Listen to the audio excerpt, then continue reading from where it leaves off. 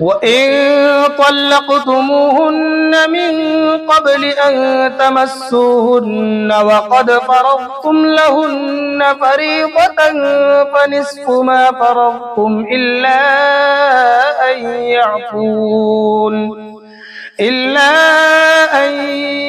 यअफ़ून औ यअफ़ुवल्लज़ी बियदिही उक़दतुन निकाह व अन तअफ़ू अक़रबु लित्तक़वा वला तंसवुल फ़ज़्ल बैनकुम इन्नल्लाह बिमा तअमलून बसीर।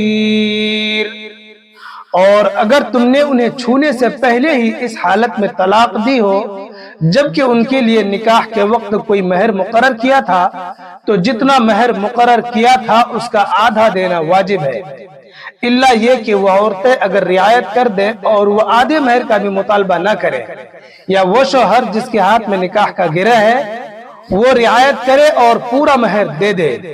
और अगर तुम रियायत करो तो ये तक़वा के ज्यादा करीब है। आपस में फराख दिली का बर्ताव करना मत भूलो। जो कुछ तुम करते हो यकीनन अल्लाह उसे देख रहा है।